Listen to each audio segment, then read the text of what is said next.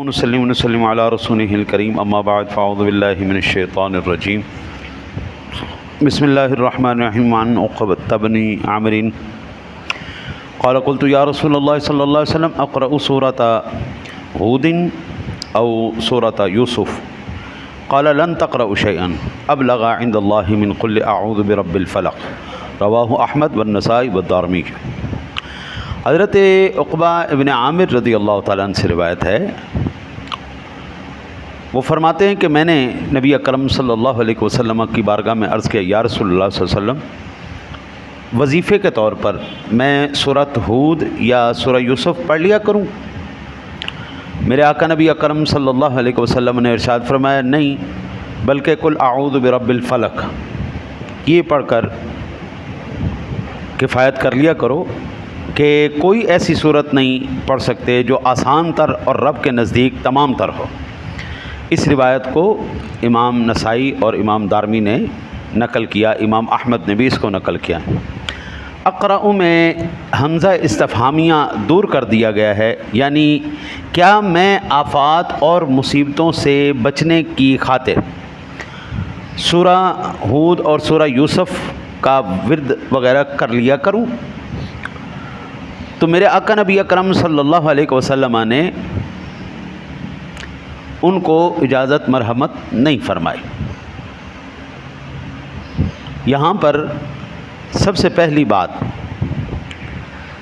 کہ بطور تلاوت نہیں وہ اجازت چاہ رہے تھے، بطور تلاوت نہیں اجازت چاہ رہے۔ تلاوت تو آپ جب بھی کریں، جہاں سے مرضی کریں، قرآن کی کوئی بھی سورہ مبارکہ آپ تلاوت کر لیں، ٹھیک ہے، اس کا ثواب ہوگا، لیکن بطور وظیفہ، بطور تعوذ اجازت طلب کر رہے تھے۔ تو اس پر پھر میرے آقا نبی اکرم صلی اللہ علیہ وسلم نے ان کو منع فرمایا کہ یہ بطور وظیفہ نہیں پڑھنا، آپ نے یہ پڑھنا ہے بطور وظیفہ۔ ایک مسئلہ یہاں سے ثابت ہوا، دنیا کا ڈاکٹر جو ہے نا، دنیا کا ڈاکٹر وہ آپ کو جب دوائی دیتا ہے نا، جی دوائی دیتا ہے، تو وہ آپ کو احتیاطی تدابیر ساتھ پیش کرتا ہے کہ یہ والی دوائی اور یہ دوائی آپ نے اکٹھی ملا کے لینی ہے، اور یہ دوائی کھانے کے آدھے گھنٹے کے بعد یا 1 گھنٹے کے بعد یہ دوائی کھانی ہے، اور اس دوائی کو ملا کے نہیں کھانا۔ فارمولیشن ایسی ہوتی ہے کہ بعض مرتبہ کوئی دوائی کو بوسٹ دینے کے لیے ساتھ ایک اور دوائی دی جاتی ہے، اور اگر کسی دوائی کا مکسر خطرناک انسانی طبیعت کے اوپر اثرات چھوڑے تو اس کو منع کر دیتے آپ۔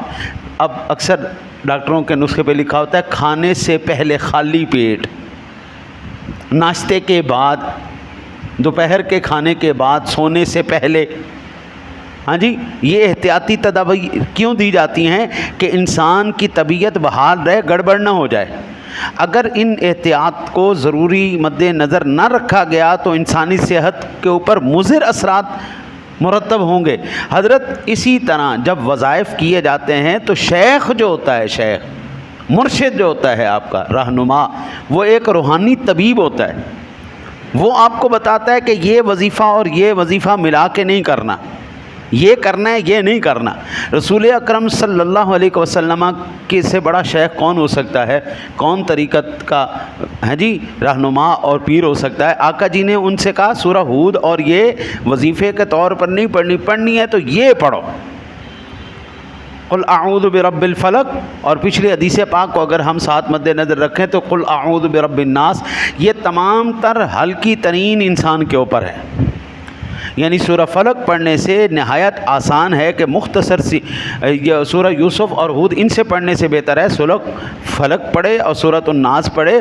مختصر ہیں، دافع بلائیں ہیں، وباؤں کو دفع کرنے والی ہیں، بہدف اور جامع ہیں، کیونکہ ہر مخلوق کے شر سے پناہ مانگ لی۔ قل اعوذ برب الفلق من شر ما خلق ومن شر غاسق اذا وقب ومن شر النفاثات في العقد ومن شر حاسد اذا حسد قل اعوذ برب الناس ملك الناس الہ الناس من شر الوسواس الخناس الذي يوسوس في صدور الناس من الجنة والناس۔ انسانوں میں سے بھی ہر ایک سے اس میں پناہ مانگ لی، مختصر اور جامع۔ اچھا جی، اور پھر یاد رکھیے کہ کبھی بھی ذکر و اذکار جب کریں ہمیشہ اپنے شیخ سے اجازت لے لیں. یہ نہیں کہ میں نے جناب فیس بک پہ پڑھا ہے جی یہ وظیفہ یہ ہوتا ہے جی، اس وظیفے کے اتنے برکات ہیں جی، اتنی برکات ہیں جی، اتنی برکات. تو بابا ہر ایک آپ کسی سے پوچھیں نا، یار میرے سر میں درد ہے، کوئی کہے گا ڈسپرین کھا لو، کوئی کہے گا پیناڈول کو کھا لو، کوئی کہے گا سیپٹران کھا لو. بندہ کہے یار یہ تو ساری درد کی گولیاں ہیں تو میں ساری مکس کر کے ہی کھا جاتا ہوں. وہ بجائے اس کے اس کو فائدہ ہو.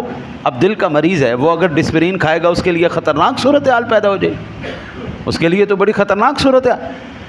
یہی چیز یہ جو عام سوشل میڈیا پہ وہ پھر رہے ہوتے ہیں نا جی وظیفے، دشمن کو زیر کرنے کا وظیفہ، تباہ و برباد کرنے کا وظیفہ، اب فلانا وظیفہ فلاں. ساڈی بھی قوم لگی ہوندی سبحان اللہ انہیں دسیا ہونا دشمن کو زیر کرنا ہے، مارنا ہے، تباہ کرنا ہے. تو یہ خطرناک صورت حال تھی.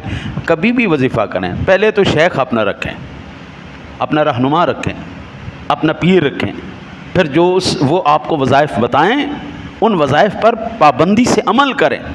اور اگر اس میں کوئی اضافہ کمی کرنی ہے تو پھر ان سے اجازت طلب کریں، وہ اجازت دیں تو پھر اس کے اوپر عمل کرتے ہوئے اضافہ کریں یا کمی کریں. کیونکہ ماہر طبیب جانتا ہے کہ صحت کے لیے کون سا بہتر ہے کون سا بہتر نہیں.